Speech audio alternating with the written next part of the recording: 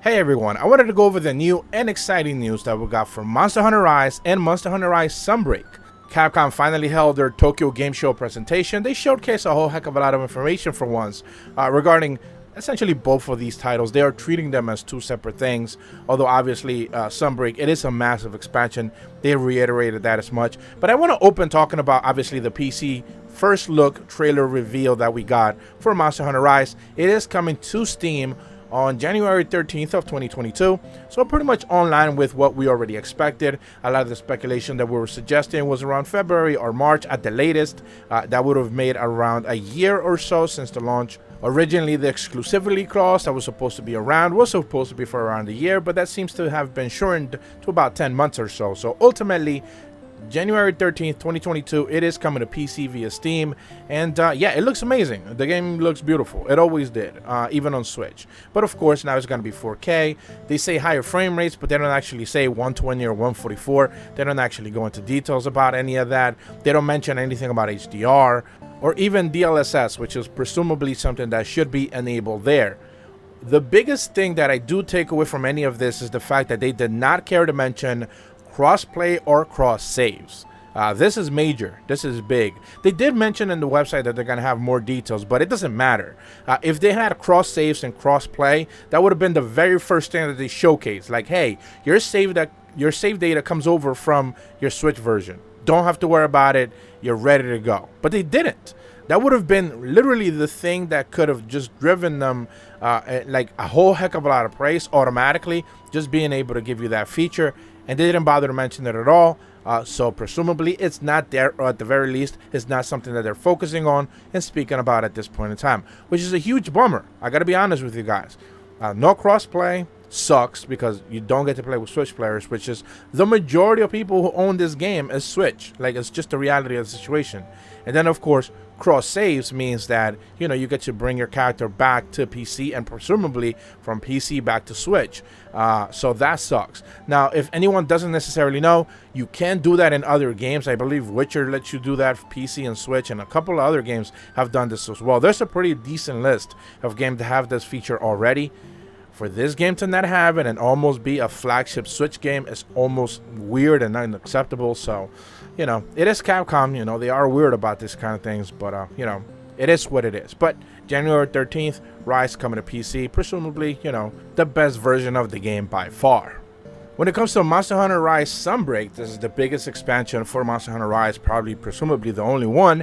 They went and revealed pretty much exactly what I talked about they would go ahead and reveal. The Elder Dragon named Malzeno. This is the big featured monster that we saw in the original reveal trailer. Presumably he is some sort of Dracula type monster, you know, a drainer who'll probably take your health and stuff like that, you know, but it's something that we kind of expected, the name, at the very least, a name reveal. And honestly, that was kind of pretty much all I was expecting, to be quite honest with you guys. I wasn't necessarily expecting anything else, but they went ahead and they showcased a little bit more information. First and foremost, they obviously confirmed that there will be returning monsters, obviously. And Shogun Senator was the one that they showcased pretty much right away. He's pretty much fighting like a lawyer Ludroth or something like that, and pretty much kicks his butt. So that's awesome. That's a monster that I didn't necessarily expect there to be, you know, when they talked about historic favorite monsters, I don't think of, you know, Shogun Senator as being one of those, but, you know, it is what it is. And while they were light on pretty much many other details that they don't necessarily want to touch upon, they did make it very clear that you need to be able to have beaten essentially the last final event quest, the 7-star quest, to be able to go ahead to get into Sunbreak. It's going to be something that you're not going to be able to start Monster Hunter Rise and just automatically have access to Sunbreak. It is pretty much a continuation of the game. They are treating it as much. So you need to have beaten Allmother Narwa, essentially, to be able to get to that part of the game and be able to see the rest of the content, whatever it is that they're talking about. They did showcase, pretty much, they talked about how there's going to be more than one area. Obviously, they're going to be, you know, showcasing more of that heading into the future. Remember, we have like almost a year's time from now to the end of this game's launching next summer. So it's going to be a pretty long roadmap for them, just, you know, dropping information here or there. That's pretty much little bits of information that's going to take a pretty long time for them to finally be able to showcase some really meaty stuff.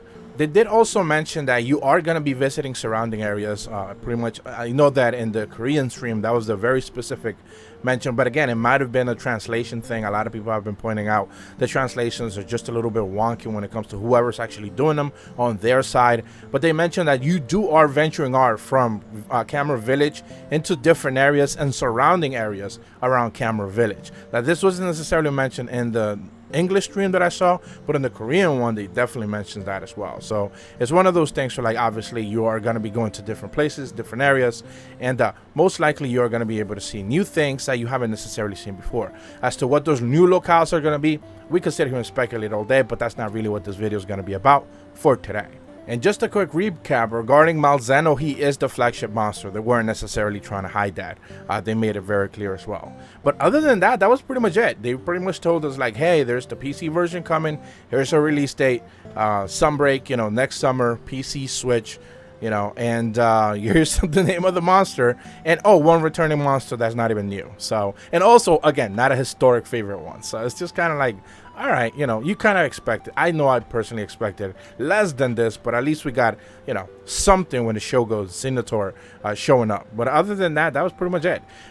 They did butcher the stream for English. Essentially, the link that they kept posting wasn't working. I was already watching it in Korean, so it didn't really matter. But it was one of those things that, like, I know that the North American stream people were really upset because their stream started way late. They did have, like, a developer interview as well before then. They were talking a little bit about details regarding just Monster Hunter Rise, not necessarily Sunbreak.